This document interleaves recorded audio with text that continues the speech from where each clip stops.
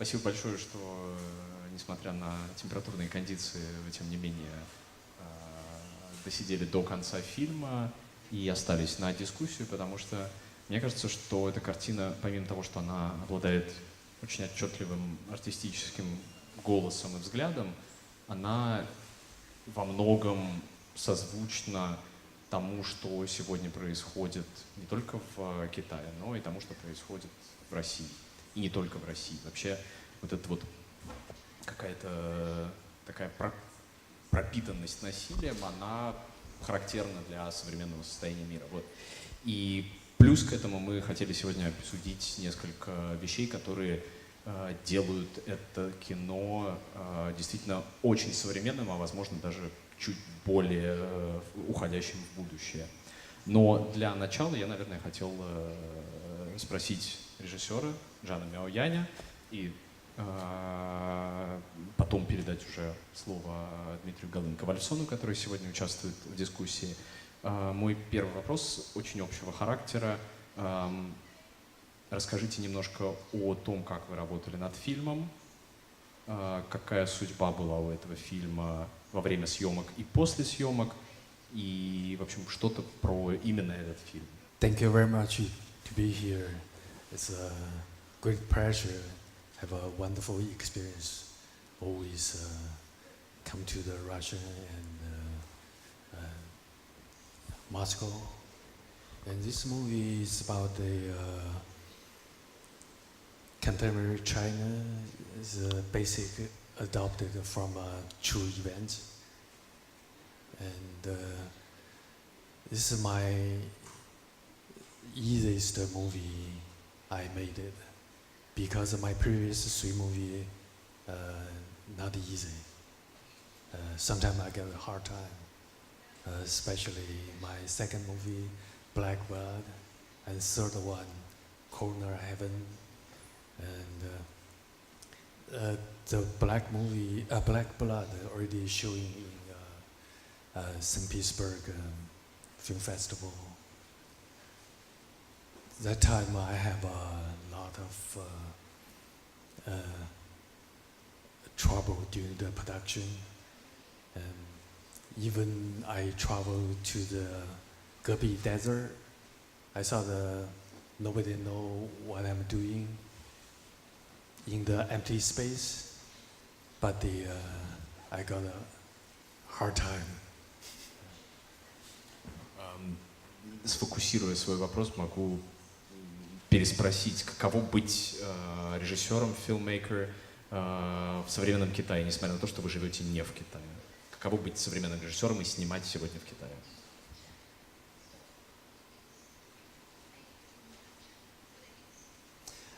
I think when you doing any kind of art, the priority is it is culture identity. And while making the oil painting, I still use the lot of Chinese elements, like traditional calligraphy. Also use black and white, those kind of elements or structure to create a painting. And during the film, right now I make a full movie from the first one, Xiaolin Xiaoli, and to this one, Silent Mist. Most all was made in China, and I think it's important for me to from beginning to start up the making movie. And I think after Silent Mist, I'm gonna shift to the different subject. My next one is a story based on the true events about the U.S.-Mexican border. И здесь, соответственно, напрашивается другой вопрос. Вы в какой-то момент покинули Китай и переехали в США. Когда это произошло, при каких обстоятельствах и почему? Because during the after 1990, the tragedy happened in China. That time I get a chance to study art abroad, the UC Berkeley. So that time I have got a chance to watch the foreign movie, different art form, give me a lot of opportunity, a lot of inspiration. And so I think it's great to open my mind. То есть именно после переезда вы стали заниматься кино? Именно переезд стал решающим фактором? Yes, especially during I studied art in UC Berkeley. A lot of I got a chance to watch many different kind of foreign movie, especially the Russian movie. I got a chance, like one movie called I'm a Cuba, made by Mikhail. So I got really impressive about the movie. Also, the Sokurov made the Mother and Son, and I watched the whole Andrew Tarkovsky movie. Very interesting, and I really love it. Мы это видим. Also, so it's a big influence. Not my movie. I think right now, from after liberation 1949, the whole China society, including art, culture, the industrial, any perspective influence from Russia. Здесь мне хотелось бы очень поговорить уже о том, как, собственно, снят этот фильм, про очень особую оптику, которой снят этот фильм. Но прежде чем это делать, я думаю, что нужно ввести такие какие-то, так сказать, дать место и время философским спекуляциям. И здесь мне хотелось бы подключить к нашей дискуссии Дмитрия Галын-Ковалевсона, поэта, исследователя и вообще прекрасного художника. Спасибо. Спасибо за приглашение. И, собственно говоря, вот для меня этот фильм был, ну, как это, наверное, для вас, таким знакомством с кинематографией Джана Милояна. Хотя вот моя коллега, великолепная критик, кинокритика Анжелика Артюк как раз открыла творчество Милояна в 2011 году и пригласила его с фильмом «Черная кровь» на Петербургский кинофорум. То есть была попытка такая, в общем-то, уже сейчас достаточно летописная, легендарная, организовать в Петербурге международный кинофестиваль достаточно независимый, относительно независимый. И как раз вот Анжелика Артюх открыла для российской аудитории творчество Милояна, и после этого как раз вот китайский режиссер оказался очень продуктивно, очень удачно включен в, ну, кстати сказать, в независимую фестивальную активность, и во многом благодаря тому, что многие проблематики, да, социополитические, антропологические, этнографические, социокультурные, ну и эстетические, не забудем об этом термине, так или иначе, которые не заострены, а скорее, вот сказать, затушеваны, замаскированы, закамуфлированы в фильмах Милояна, они так или иначе оказываются чрезвычайно резонансны и чрезвычайно актуальны для современного российского самоидентификационного процесса самоидентификации в некой вот новой ситуации, которую мы называем New Normal, ну, вот, ситуация, которая складывается в мировом контексте после планетарного провала протестных движений в 2013 году, провала Occupy Wall Street, Occupy Окленд, Occupy Байден и так далее, мы все это помним. Ну и, соответственно, вот то, что знаменуется ультраправым политическим проектом Дональда Трампа по приходам к власти в 2016 году. То есть сейчас мы переживаем некий совершенно новый планетарный поворот, да, антропологический поворот, который заставляет совершенно по-иному переосмыслить, в общем-то, определенные траектории, констелляции, конфигурации того вот глобалистского или глокалистского проекта, как он складывался на протяжении второй половины XX века и на протяжении первой половины 21-го. И здесь мне хочется обратиться к тексту Анжелики Артюх, который она опубликовала в журнале «Искусство кино» как раз после проведения кинофорума в Санкт-Петербурге, где она достаточно скрупулезно и аналитично просчитывает различные визуальные стратегии, оптические приемы, да, применяемые Мироянем. И она как раз очень удачно сопоставляет, да, вот саму вот эту вот медитативную, медлительную, чрезвычайно лаконично-лапидарную, но в то же время визуально очень емкую, да, стилистическую манеру Мирояня с таким проектом авангардным, поставангардным, постмодернистским, который мы знаем как проект театра жестокости Антонена Арто, то есть театр, предполагающий, что тело перформера, тело актера, тело исполнителя во время перформанса, во время представления должно быть гипертрофировано, предано, подвергнуто достаточно натуралистичному физиологическому насильственному процессу. То есть, собственно говоря, тот перформанс, то действие, которое визуализировано на экране, является прямой документацией,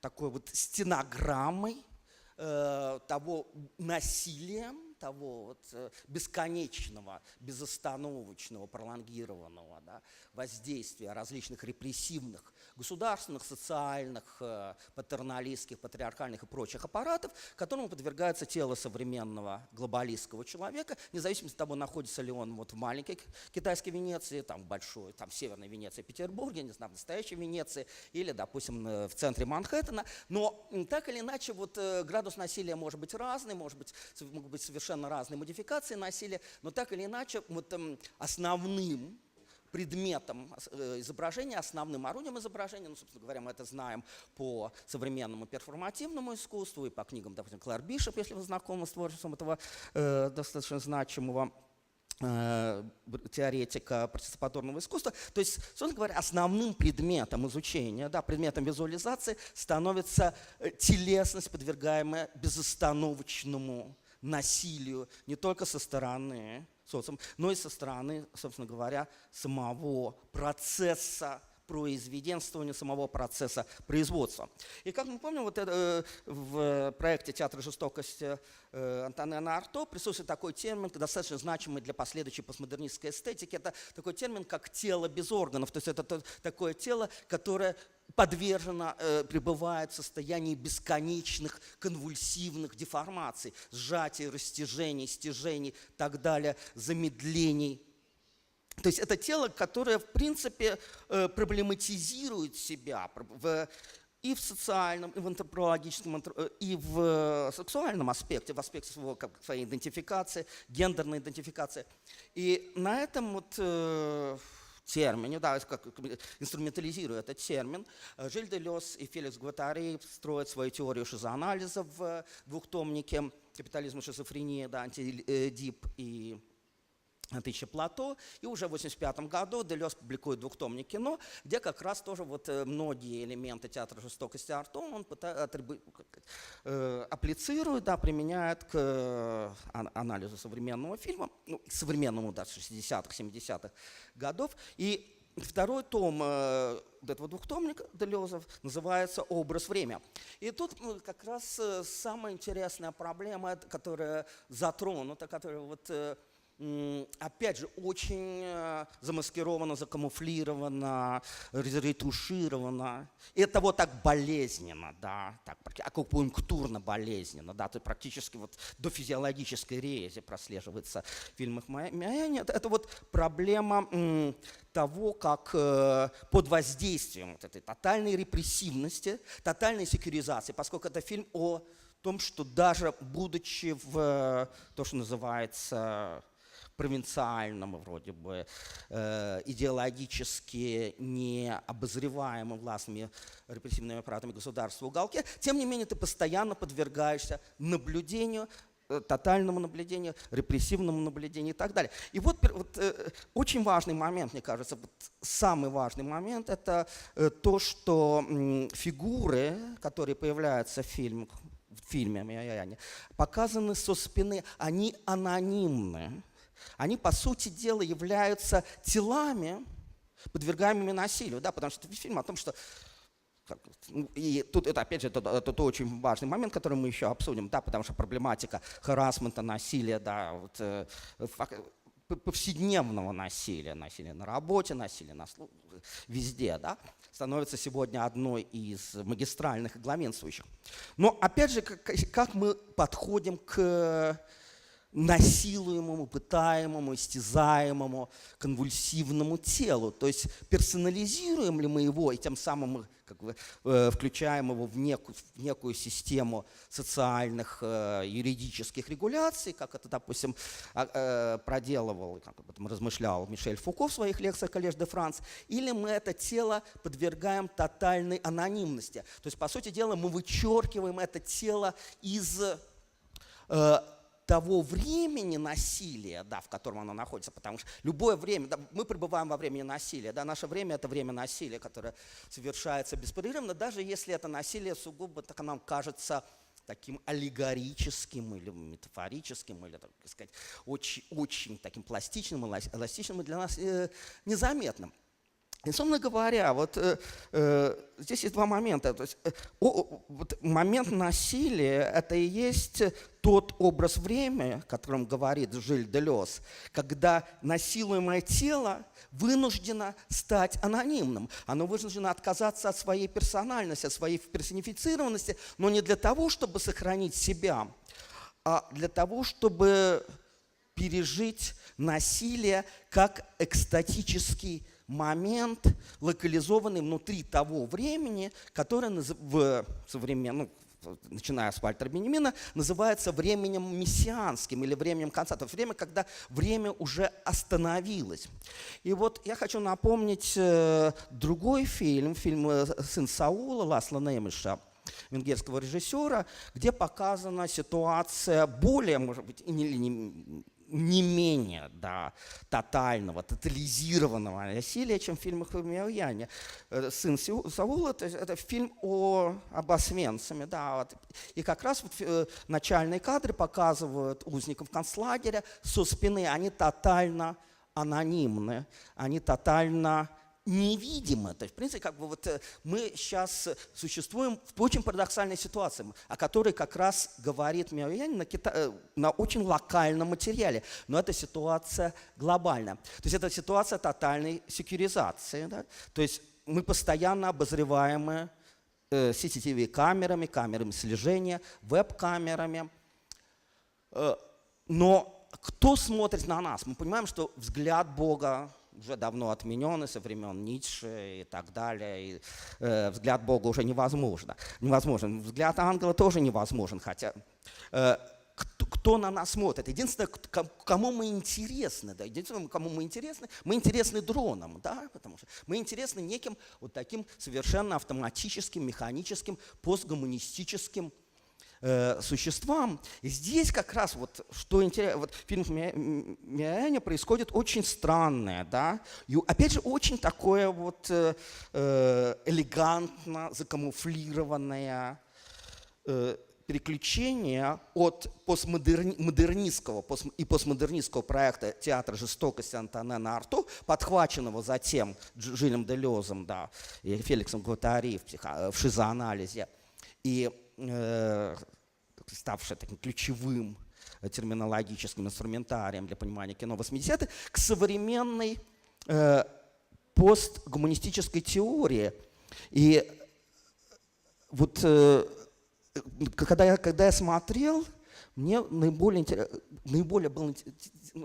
вопрос, который меня занимал, да, по ходу фильма, потому что я его смотрел довольно внимательно, там, скроллируя постоянно, да, переключая, просматривая различные кадры. Но я понимаю, что вы были лишены этой возможности, но я смотрел его на домашнем лэптопе. И вот, собственно говоря, понимаем, что насилие, оно так или иначе репрессивно по отношению к гендеру, гендерной идентификации, гендерной стратификации. Да? То есть она предполагает определенную маскулинную, патерналистскую, гегемониальную позицию. Ну и как вот показано, достаточно традиционное общество, то есть, как правило, насильниками оказываются, я хотел сказать, белые мужчины. Нет, насильниками оказываются, вот, собственно говоря, мужчины. Да? Вообще мужчины как таковые. Но при этом основная проблема оказывается, что вот само это насилие, включенно вот этот вот темпоритм мессианского времени, времени конца, то есть когда ничего иного, кроме истязания, терпения, репрессии, боли, уже ничего не остается, да, нет никакого взгляда, кроме взгляда security, дрона, квадрокоптера, да, о котором мы будем еще говорить.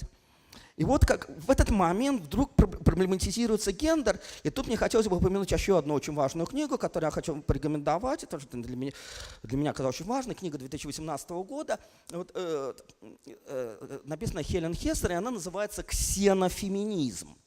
И эта книга говорит о том, что вообще гендер, которым можно манипулировать, которым можно управлять, да, это вот одна из основ, собственно говоря, феминистского критицизма, то, что гендер есть дискурсивная конструкция, и, соответственно, именно вот как эта репрессивная система государственного и социального насилия работает через определенное подчинение гендера, манипулирование гендера, там, исключение определенных гендерных ролей, гендерных стратегий. Но Хелен Хестер говорит, что есть такая ситуация, когда все становятся чужими друг друга. И, собственно говоря, эта ситуация изображена на примере одной китайской Венеции, фильм «Миоляне». Да? Все люди чужие, там нет своих. И, соответственно, вот и жертвы насилия, и сами насильники, они как будто вот являются порождением вот этой вот новой современной ксенофеминистической эпохи, когда человек, с одной стороны, следует определенным уже наработанным патерналистским, репрессивным социальным схемам и так далее, но в то же время вот сам акт насилия уже становится не реализацией себя, не утверждением своей власти, а жестом утраты, жестом стирания и своего гендера, и, собственно говоря, гендер насильника, гендер жертвы проблематизируются в этом фильме. И мне кажется, вот что наиболее интересно для меня, да, что вот на примере вот локальной ситуации, локального китайского города, не экстраполируя эту локальную ситуацию, как это принято в постмодернистском глобалистском кинематографе, там, и в китайском кинематографе, кстати, на планетарную ситуацию. Но можно показать очень важный современный сюжет. Вот этот сюжет, который прописан в книге Хелен Хестер «Ксенофеминизм». Да? Сюжет, когда гендер перестает быть манипулируемой, регулируемой, дискурсивной конструкцией. Да? Когда человек вдруг оказывается наедине не с собой, а с дроном или камерой слежения, и ему, в принципе, нечего дальше сказать. Да? И отсюда, может быть, вот эта вот лапидарность и как сказать, лаконичность реплик, да, в фильмах Миоляне. Да, вот Дмитрий заговорил как раз о техниках съемки, да, техниках наблюдения.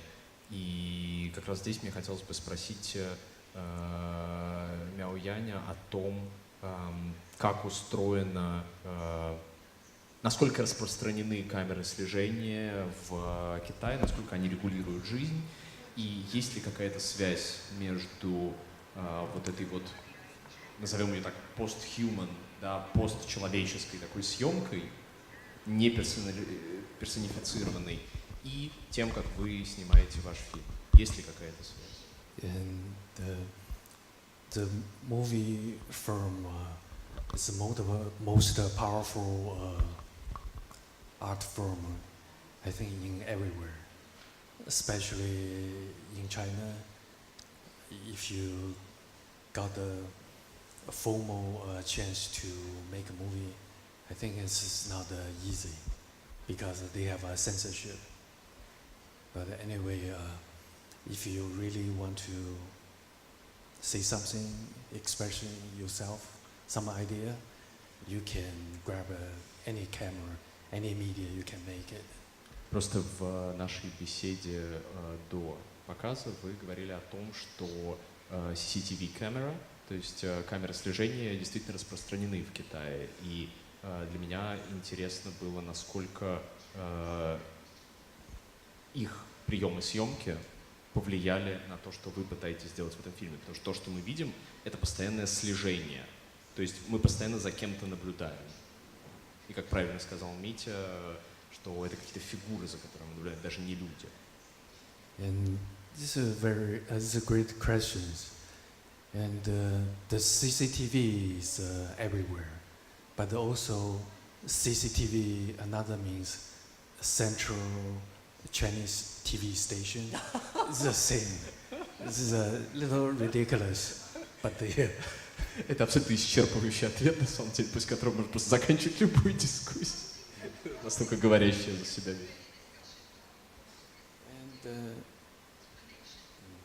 And people, a lot of people watch CCTV. Also, And CCTV watches people. Watch people, because wherever you go, you feel pressure, even you doing the art, and so when I pick up the subject, I very carefully, try to make everything's work. I don't want any trouble at all, especially during the production. You shooting the public, you need to beware. То есть насколько насколько люди в Китае осведомлены о том, и насколько они чувствуют на себе вот это давление постоянного слежения за ними. Насколько люди в своей бытовой жизни знают, что за ними что-то наблюдает. Непонятно что, но что-то наблюдает. Fortunately or unfortunately, a lot of people, I ask my friend, they love to have the CCTV installed everywhere because they feel safe. But I feel it's differently. Это, кстати, вот обычный прием, который используется всеми правыми дискурсами о том, что наибольшее, то есть все вот эти приборы, которые наблюдают за вами, это для вашей же безопасности. Но интересно, что в этом фильме мы как раз становимся на место этого наблюдателя. То есть мы видим этих людей, снятыми со спины или еще откуда-то, и у нас нет ощущения, что... То есть вот Дмитрий спрашивал, кто смотрит за нами. В этом фильме все переворачивается, и зритель смотрит через вот эти CCTV камеры. И одна из вещей, кроме вот Тарковского, и там в каких-то эпизодах мне даже виделся Герман в том, как камера сначала показывает одного персонажа, а потом вдруг переключается на совершенно другого проходящего и уплывает куда-то дальше. Я вспомнил про вещь, которую, наверное, к сожалению, Джан Мяоянь не может знать, но я думаю, что присутствующие здесь люди, скорее всего, знают об этом. Это одна из работ Алексея Навального, которая посвящена, я не помню, как называется этот фильм, там, где он снимает про виноградники, и весь фильм снят с квадрокоптера. Чайка. Чайка? Чайка. Нет, по-моему, это следующий после Чайки. Вот, но они, в принципе, все в одной манере сняты. То есть это фильмы, снятые с квадрокоптера, В одной и в манере них одним есть... дроном. И, да, или там дроном, и везде есть ощущение, что мы в каком-то космосе находимся. То есть это снято не человеком, и мы наблюдаем очень странную картину, которая странным образом совпадает с тем, что мы видим в этом фильме. То есть камера движется, но мы не понимаем, то ли человек за ней, то ли не человек. И очень простой прикладной вопрос, который у меня есть к автору фильма, в данном случае, как технически вы это снимали? Откуда берется вот это вот плавное движение камеры? как выстраивается мизансцена, как вы работаете с камерой и со сценой. И, соответственно, как вы работаете с актерами, как вы выстраиваете сцену, как вы движетесь с камерой, потому что, кроме того, что Джан Мяо Янь художник, он еще и оператор своих фильмов. I like the CCTV idea. Like most people feel it's good for everybody from official perspective. And so most my shots, I want from the beginning to the end, follow the whole scene. It's similar like a CCTV. Whatever you go, some eye, different angle, they always follow you and make sure what you're doing and tracking the whole action, even change the different actor, different location. I want to keep the lens always follow the subject. Что задает мизансцену? Ее задает пространство города, улиц, домов, углов, поворотов, или эту мизансцену задает установка, которую вы даете актерам? И вы говорите, делайте, идите туда-то или смотрите туда-то, а я буду за вами наблюдать. Или это более свободная ситуация, в которой город и его вот эти проулки сами диктуют мизансцену?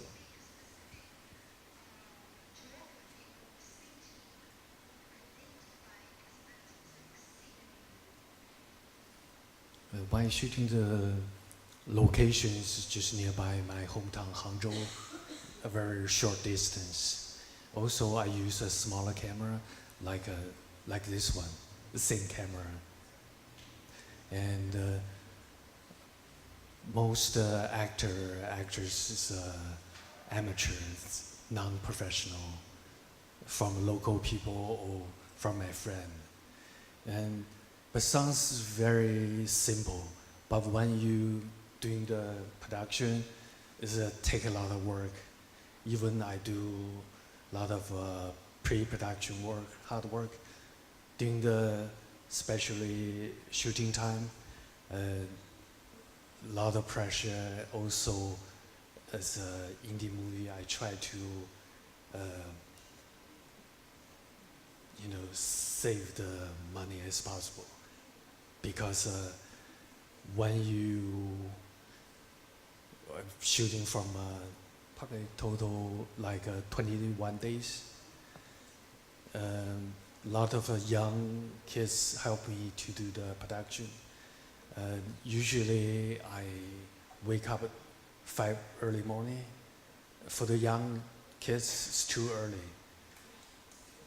And we start like 5:30 to 6 to start it, and do the whole day, and over again. My camera assistant helped me do the. We do not have a really rehearsal, but in the real location and the people, we do the kind of like a practice and a rehearsal, and actor acts without reading the script. Насколько у вас перед съемками есть разработанный по сценам скрипт, сценарий? Насколько все движения уже продуманы, я имею в виду мизансцены, камеры? Или многое создается уже на монтаже? We prepared the script really well, like 60 page. But I also have a kind of like a different script. If something wrong, something happened, I have a backup plan, like a different location, or different story, or different character if accident happen. So it's a lot of work. И, наверное, последний вопрос от меня уже личный, после этого мы перейдем к вопросам из зала и к Митиным вопросам. Чем обусловлен выбор именно этого города, именно этой локации? This is location because near my hometown and my previous movie, during the production, I always have a hard time. So this time I make sure everything's correct and make sure the whole crew is safe. So I think close to my hometown is a better idea. Да, ну и у меня продолжение вот моих рассуждений. Все-таки вопрос, который я обращаю к режиссеру, да, и к самому себе после просмотра этого фильма. И, соответственно, вот мы имеем две траектории, скажем так. С одной стороны, это вот локальная история, нарративная, вот, диегетически разворачиваемая в фильме. Да, это история такого тотального насилия над всеми, локализованного в достаточно мрачной китайской Венеции. Ну и, собственно говоря, на это место китайской Венеции мы можем поставить даже какой-нибудь небольшой российский город. Я тут избегаю слова провинциальный, поскольку в ситуации глобализации происходит процесс гиперпровинциализации, и провинциальным становятся уже центральные районы больших мегаполисов. Но это уже другой сюжет. Вот. И, собственно говоря, вот есть этот сюжет, да, о таком тотальном насилии, который может быть рассказан на китайском материале и на материале той американской глубинки, которая голосует за Трампа, да, если такая существует, и на материале российской глубинки, опять же, в больших кавычках, и на материале европейской глубинки, где тоже голосуют за правых лидеров и за тотальную секьюризацию, за тотальную безопасность, сейфность. Да, to be safe, любой ценой как тотального насилия.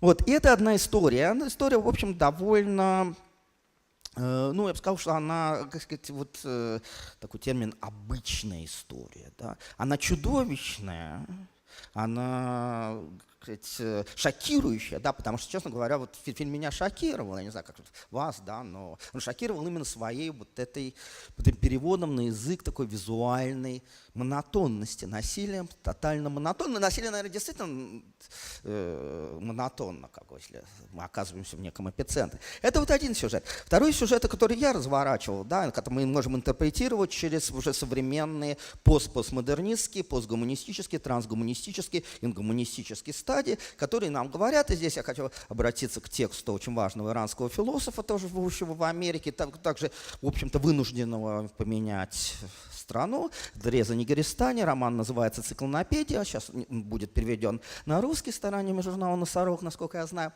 Вот. И этот журнал имеет подзаголовок «Сообщничество с анонимными материалами». И я не знаю, как это будет переведено. Да, то есть этот роман, такой авантюрно-плутовской роман уже о нефти в Дальнем Востоке, в Ближнем Востоке.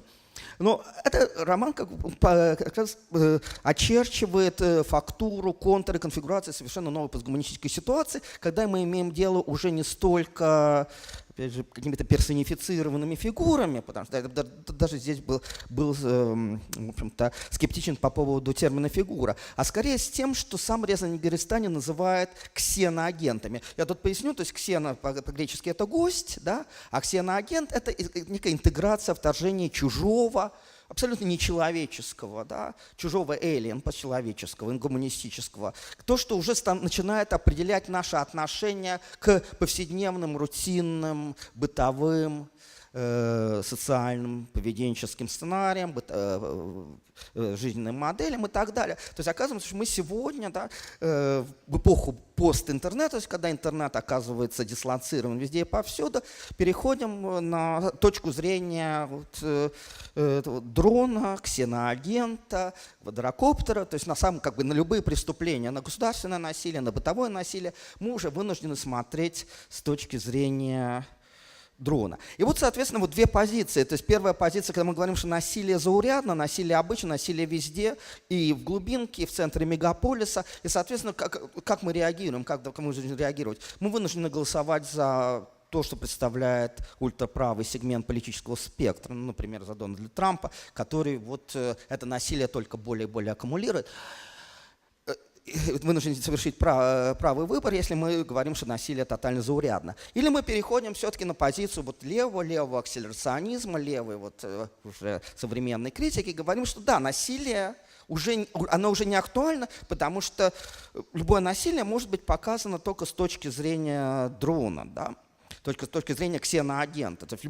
Все чужие друг друга, все как бы вот абсолютно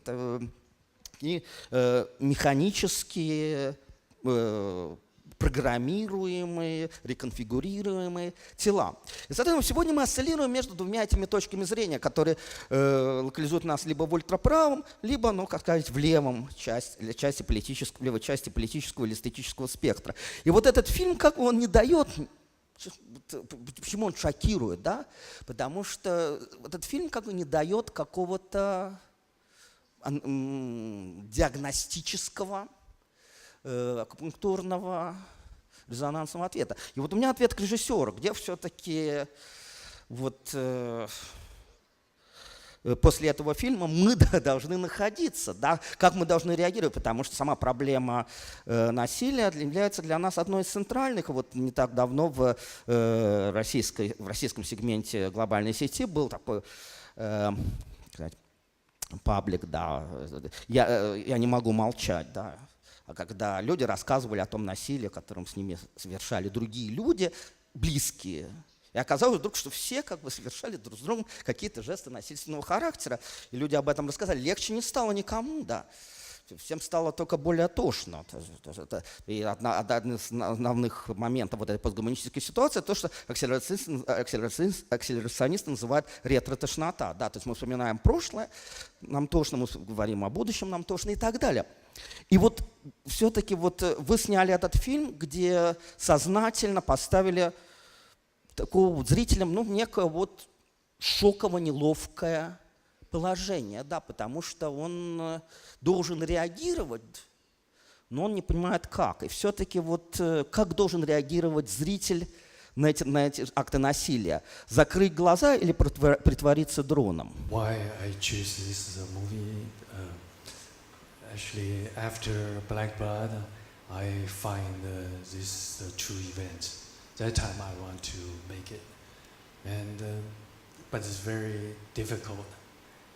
I saw I have to make an easy one, so I make the corner of heaven, just one character. I just follow the subject around the river, but this time just more subject, more storyline, and also the camera, everything make it easy, so I can make it. And the violin give me just kind of like elements. It's more close to the idea about the oppression and the obedience. So I think it's a perfect match. Правильно я понимаю, что вашей задачей не было ответить на вопрос, а просто как бы аккумулировать ситуацию, как бы спрессовать ее и показать вот эту ситуацию violence and obedience в современном Китае. I want to make known my opinion as a member of the public. Dear film director, dear artist, I have greatly enjoyed your film. It's excellent and unfamiliar aesthetics. Its picture, its soundtrack, the features of the cast, its allusion to Venice. It was wonderful. As to the feelings of the men and women, they are in many respects similar to the feelings of all other people. They are different just according to the picture, the soundtrack, the features of the cast. That's all. Thank you for great and clever pleasure that I have got. Thank you. Thank you very much for you. Have a good time to watch my movie. I remember the Russian former leader Lenin said movie is the most powerful art form. So I can feel that even my indie movie, and I can travel through the global,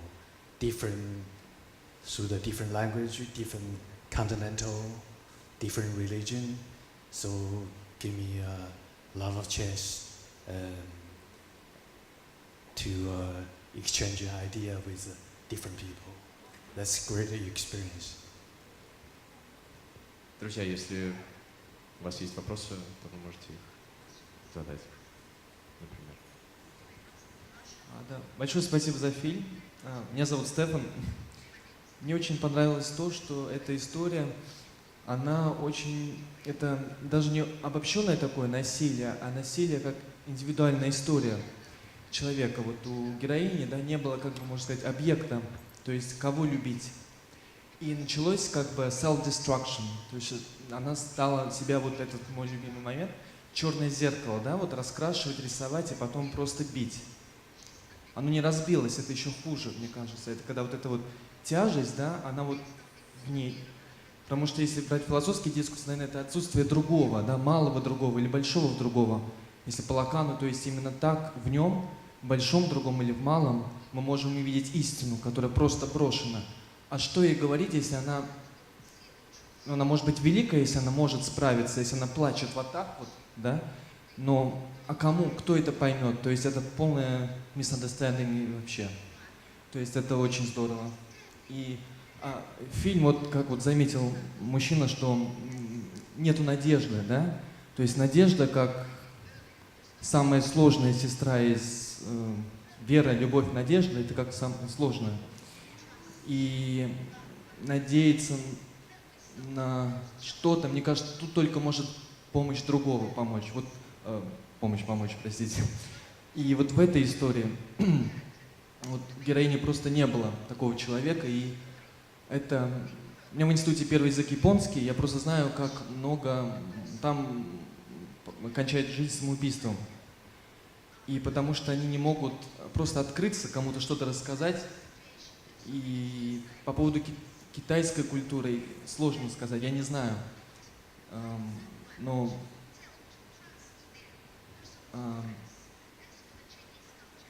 это реальность, то есть вы открыли глаза, и это происходит и в наше время, и в России. Вот эти силовики, то, что они вытворяют, и то есть что-то нужно менять, а вот что менять? Наверное, прежде чем поменять, нужно увидеть, что менять. Вот. И вы показали достаточно красочно и талантливо, что именно менять. Спасибо. Yeah, this is a great long question. I try to remember, and I think my movie always about hope, even Silent Mist. I leave the ending parts for the big, hopefully a big spectacular in the future, and the song is made. I adopted from just before the liberation, 1940. The movie called Chinese movie called My Motherland, about the motherland, how they start the innovation. Everything is spectacular, a very bright tone, and I like it a lot. And during the production, I gave the actress have a lot of space. They can create it, like the student girl do the very strange structure, different post, and because this is my last day to shooting, we got a big trouble finally, because the location, the previous landlord make a lot of noise, try to destroy our shooting. After that, I know this the former landlord, the central government just took his property. So the lady really angry and really affect the actress, the performance. She feel really sad and tear and do a lot of strange the movement. I just record it. I think I like the very strange and different the framing. В контексте вопроса про... Не вопроса, комментария, да, реплики про отсутствие надежды, на самом деле, и про отсутствие возможности поговорить с кем-то и выговорить, да, это очень очевидно в фильме. Но для нас, как для, скажем, более западных зрителей, чем китайский зритель, это считывается как отчужденность, да, просто как бы дистанция между людьми. При этом я чувствую, что я не вполне могу прочитать этот культурный код, и мне кажется, что не совсем это мы видим в фильме. То есть то, что нами воспринимается как просто отчуждение человека от человека, скорее всего, в вашем фильме немножечко это по-другому происходит. Но насколько... То есть применимо ли к вашему фильму слово «отчуждение человека от человека»? Или мы видим что-то другое? Или это вообще уже постгуманизм совсем? And this movie, because the character with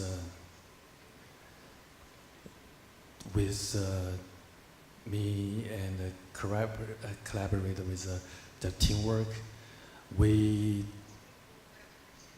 during the production we always developing how the character make a realistic and how they really fit the atmosphere, the story, the character, and how we can make it really work. Ну, я хотел бы, может быть, все-таки заострить вопрос Кирилла, и свои вопросы, да, то есть я понимаю, что, да, они, может быть, немножко провокационные, и все-таки вы снимаете чисто притчу, да, локальную притчу о китайской ситуации, или вы снимаете, ну, опять мы называем это постгуманистической, постчеловеческой, гуманистической, но мы говорим, да, с точки зрения уже определенного там, академического, терминологического арсенала. Но снимаете ли вы локальную притчу, да, которая, в принципе, может произойти везде, но это рассказ именно о Китае, который вот, не знает, как ему реагировать, да, на происходящее. Или все-таки это некая глобальная история. Мы знаем довольно много примеров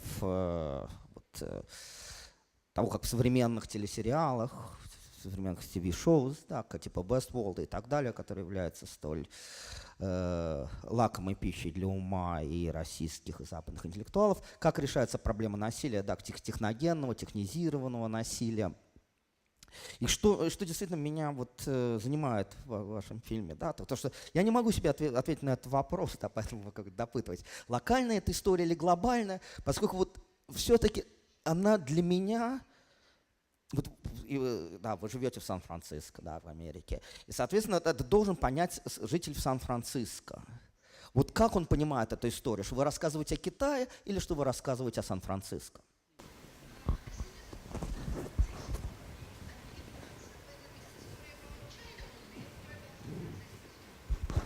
I think it's a good story is nationally, but it's really nationally, like happened in China.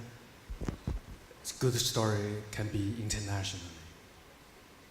I don't have the boundary between national or international. I think a good story can be expressed different audio, different local, different nationality. They can feel the same. They can feel the real story, what it's about.